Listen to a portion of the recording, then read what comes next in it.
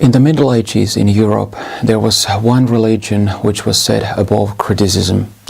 Any kind of resistance to Christianity led to punishment. After 500 years of progress, we are in the same situation in Europe, but only the religion has changed. Criticism towards Islam leads to punishment. My name is Sebastian Tynkkynen and I am a gay politician from Finland. I hate identity politics, but in the context of Islam and its teachings about death penalties to gays, I think it is fair to raise that card and say that as a gay man, that is not okay for me. Feel free to disagree.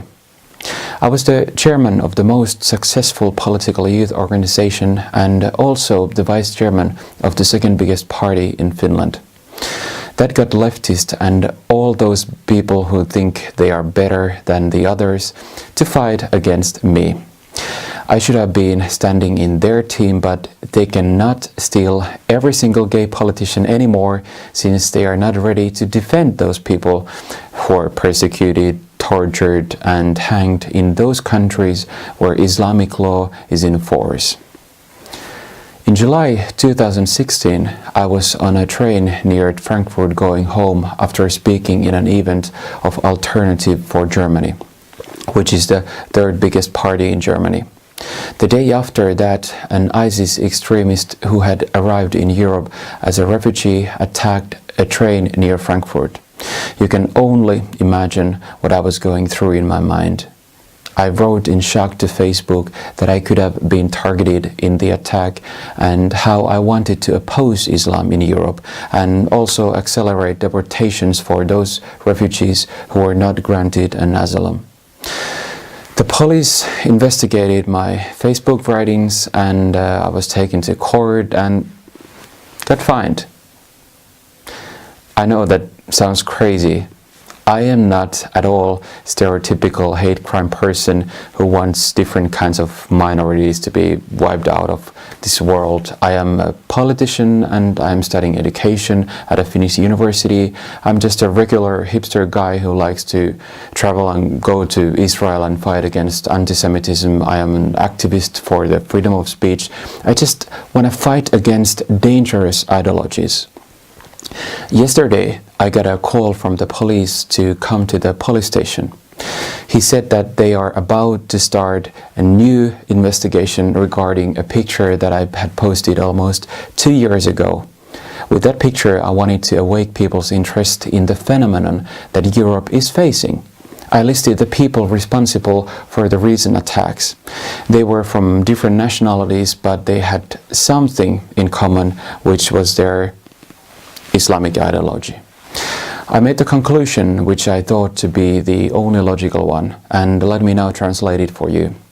The upper text is the famous argument, terrorism has no religion, and the lower text is my conclusion to that, as long as we don't count Islam. You might believe that this is a joke, but unfortunately it is not. This is happening. 3 years ago in a morning TV show, I said that it is just a matter of time when the first attack happens in Finland. The other panelist from a leftist party blamed me for scaring people. But I was right. Last year it finally happened. The Islamist attacker had arrived in Finland as an asylum seeker and faked his identity. Immigration officials didn't grant him an asylum, but he was not deported.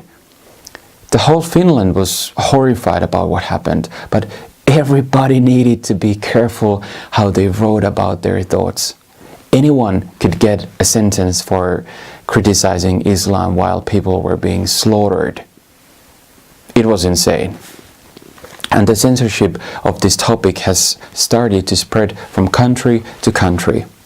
We are in a situation where talking about facts has become hate speech. And because of that, there is no limit what can be made illegal to say. Germany just passed a new censorship law that was so restrictive that even the Green Party got scared. The more those politicians and media who have chosen their side try to silence us, the more we have to speak. If Martin Luther had remained silent because of the resistance of the hegemony just before Christianity was about to get reformed, the Reformation wouldn't have happened. If we stand silent now, we are going to lose this battle with Islam.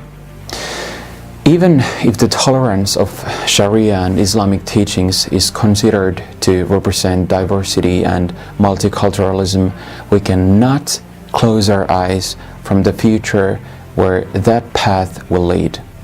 We cannot withdraw women's rights, the acceptance of LGBT people, or the safety of any person who is just waiting for a train at a station to get to work. So I'm going to go to the police station and tell them that I created and posted that picture and I stand by its message. Here I stand. I cannot do otherwise. Wish me good luck.